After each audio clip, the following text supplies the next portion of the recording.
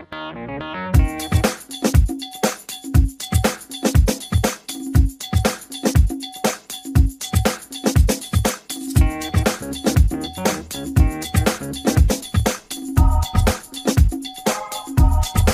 abertura das presas do Tambre por culpa das chuvias que hubo e afectou moito no marisco, matou ou fixo corrientes malas.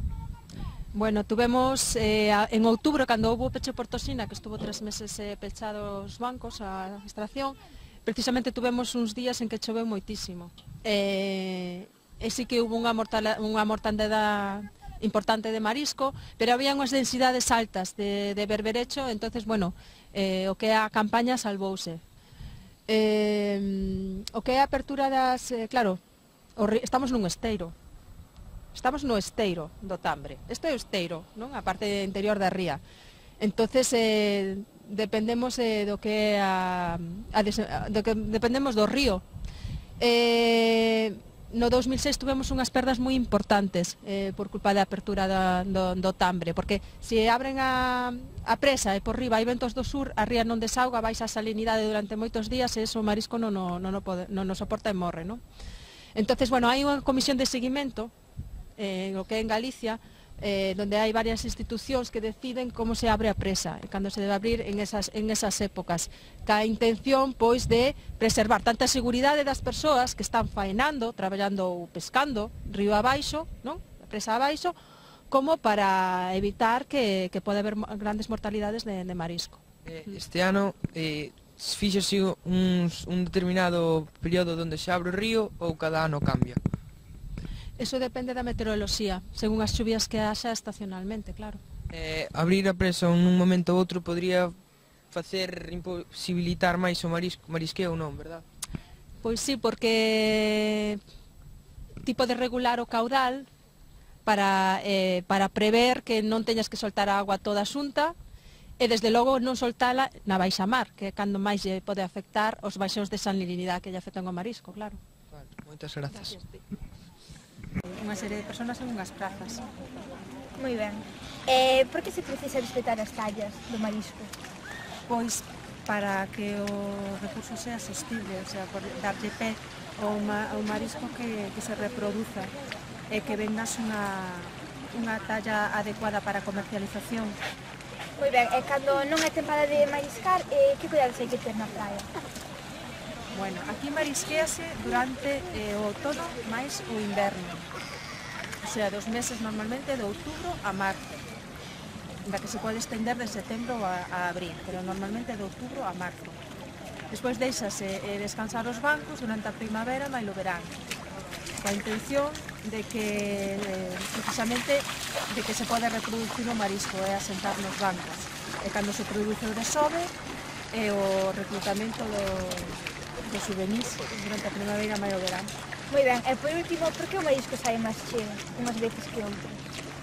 Bueno, precisamente aquí a campaña ábrese en outubro porque é cando ten maior peso en relación á cuncha, que se chama índice de condición, entonces é cando é máis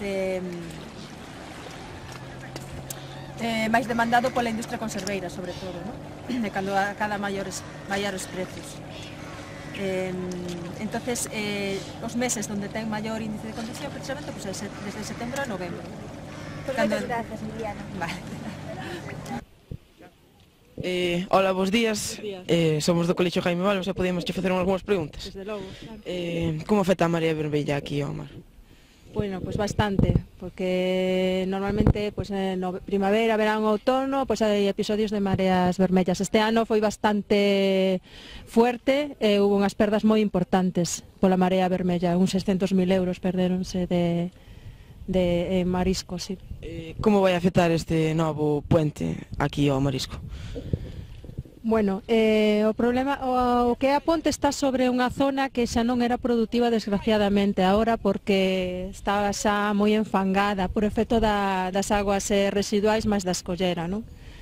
A ponte afectou quizá máis o que foi a construción dos viales en terra que a mesma ponte.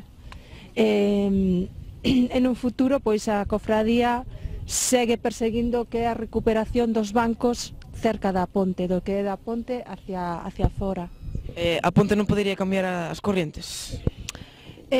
O que máis lle afecta quizá a esa zona, o que máis lle afectou a esa zona, máis que o cambio das correntes, foi todos os vertidos das aguas residuais que se producen na ensenada.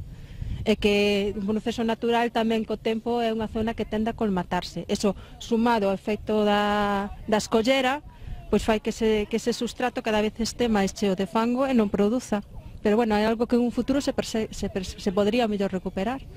Pois moitas gracias, xa acabamos. Vale, gracias a vos. Estamos aquí ca bióloga, quería facerlle unha pregunta. Podríanos explicar como é o tema da toxina?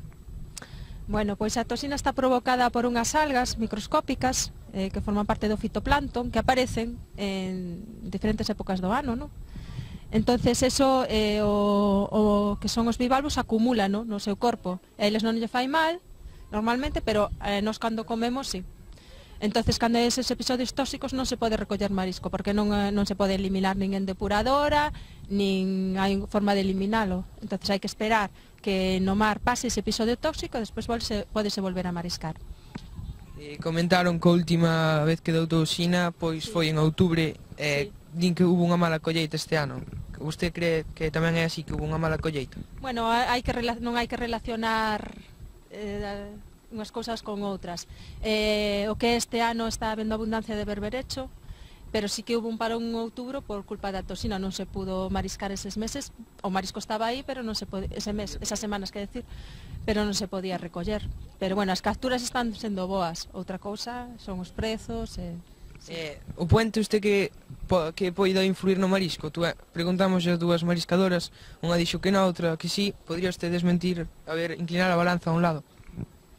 Bueno, a ponte, vamos a ver, non é só a ponte, senón todos os viales que se construen en torno de acceso a esa ponte. E tamén pois, a autovía que ven de Santiago, todas esas serie de infraestructuras que se fan ao redor, non é a ponte física sobre... O tema das corrientes quizá non é o tema máis importante nesa zona, porque esa zona é unha zona que estaba bastante degradada por acúmulo de fangos, esa non era demasiado productiva. Desde logo que, bueno, pois ocupa unha superficie física e fai máis difícil o que é a recuperación desa zona. Pero, desde logo, a cofradía, inda quere, pois, o que é recuperar os bancos marisqueiros que están ao redor. Vale, moitas grazas. Car, máis ou menos, cal é o seu nome? Mari Carmen. Encantado, eu chamo Sergio. Poderíanos explicar como se diferencia cales son os tipos de marisco que se encontran en Testal? Aquí en Testal encontramos berberecho, ameixa de lei, ameixa japónica e ameixa babosa. A ameixa babosa neste momento non estamos encontrando, así que non che podo explicar para diferenciala. A ameixa de lei, aquí a temos. Esa de que clase sería? Esta é de lei. Sería de lei. De lei. A japónica sería ca cuncha máis... non teño ninguna, tes por aí alguna? A cuncha é máis gruesa. É máis gruesa, é máis rallada. Non se diferencia moito máis que iso. É máis gruesa a cuncha e é máis rallada. Non hai moito máis grande. Este ano... Temos pouco berberecho, hai bastante. Temos pouca ameixa e o berberecho pequeno. Non hai moi grande. E o berberecho divides en tipos ou é todo o mesmo? Si, o berberecho dividimos en primeira, segunda, terceira e cuarta. Temos unhas máquinas clasificadoras que clasifican. E a ameixa tamén, a de lei, clasificámola en 3 tamaños. Como se diferencia para coller as ameixas ou o berberecho? En que sitios se poden coller ameixas ou berberechos? A ameixa desta zona para lá é onde máis cría. Por aí cría máis japónica. Berberecho en toda a zona. Aí hai máis de lei, pero é moita lama. É máis oscura a ameixa. Pero berberecho por toda a playa. Vale, moitas grazas. Encantado.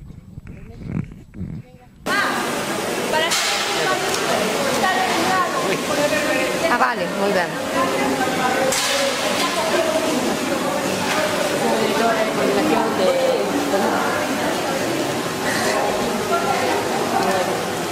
De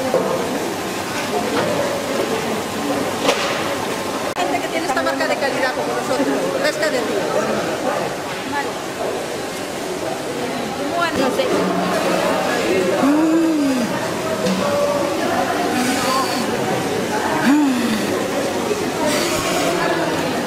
Moi, Freddy, grava que eu non podo estar aquí todo o día a soplar. Días, vamos facerlle unhas preguntas que como fan para acabar co frutivismo nas praias?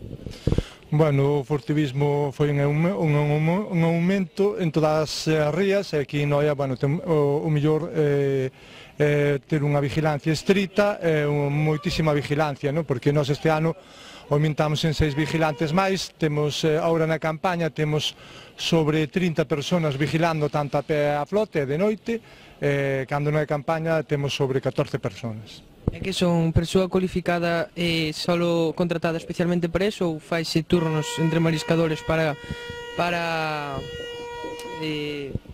vigilar? Sí, os mariscadores a flote máis ben vigilan no verán, unha noite cada un, non? Cada un.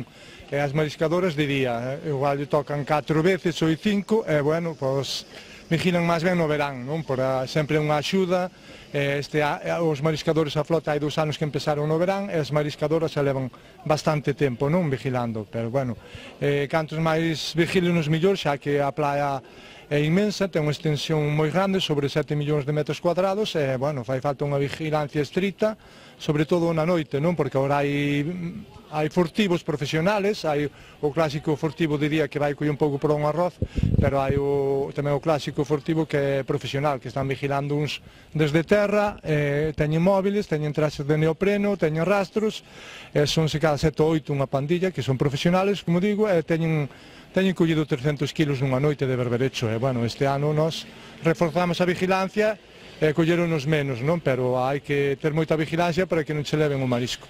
Hubo altercados últimamente estas semanas? No, altercados no ano pasado, si, cuns furtivos aí que eran un pouco agresivos, pero este ano non xa. Bueno, hubo aí unhas denuncias no xuzgado, este ano non, xa non hubo esas agresións, bueno, está máis tranquila a cousa. E que se fai cando os pillan? Collen, chaman á policía, á Guardia Civil ou detéñenos eles? Bueno, reteñen os vigilantes titulados, os guardas pescas, e despois quitan os raños, incluso os traxos de neopreno, e chamas á Guardia Civil, que tamén hai que resaltar, que tamén coopera, hai que resaltar a Guardia Civil, e máis, bueno, a Consellería do Mar tamén, non? Pero, bueno, sobre todo a Guardia Civil que temos aquí en Noia, en Outes, bueno, ven cando está libre, ven a botar unha man. Que labores se fan durante o ano na playa? Límpiase, axúdase aos mariscos a... Aquí, cando é campaña, bueno, xa está toda preparada, hai un muestreos que fai a bióloga durante todo o verán, bueno, tamén se resembra do semilleiro que temos aí no Freixo, durante o verán quítase de depredadores, porque comen o bivalvo, o marisco, o berberecho e a ameixa, bueno, tamén se fan limpiezas, araos, e vigilancia, e, bueno, despois a climatología é o que fai o resto, non? Pero, bueno, a playa hai que vigilala, limpiala todo o ano, porque senón non produce o suficiente, non? É como unha horta, non? Canto máis a coides, pois máis produto dá, non? Moitas grazas, rematamos. Bueno. Vamos, tal vez. Cal é o seu horario habitual? Depende da marea. Sempre 2 horas antes de baixamar. E que instrumento utilizan? Pois estamos utilizando o que chamamos noso raño, o sacho e o rastito, o ensiño pequeno. Para que sirven así esos tipos de cousas? Pois o raño grande para traballar na agua, que os poden controlar, e despois o sacho para a terra, para a seca. Cales son as tallas mínimas? A talla mínima depende da especie. Os japoneses xa non nos respetamos moito, 35, pero pronto. Despois da meixa das 20, 19 e berbecho 20, non? Pero iso para os rastros. Para os rastros, despois a talla de... Claro, é que... Depende... Non sei a talla do berberecho, máis ou menos. O rastro temos entre varilla a medida de 20 milímetros. Entón, o que nos sabemos, o que nos quede, que dá toda a talla. E cantos tipos de meixa hai? Despois temos a babosa, a fina e agora a japonesa. Moitas gracias. Nada. Míralo a ver, este ten unha pulpa. Este no. Que este bicho? Mire este. Mira, ten. Eu teño dous, tá? Eu tres. Este ten unha pulpa.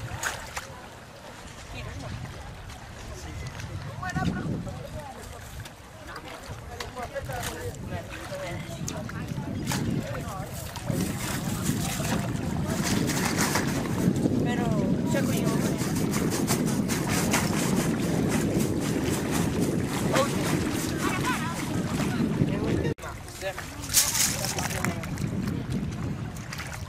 Mira, Olha, pequenininho.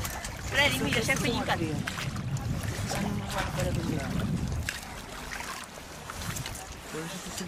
Que tiene?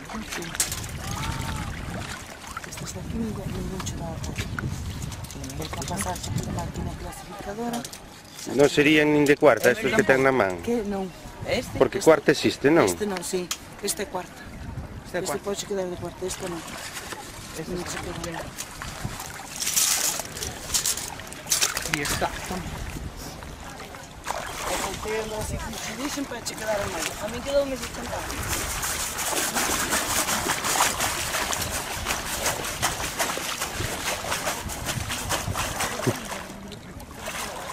Tira, Sergio.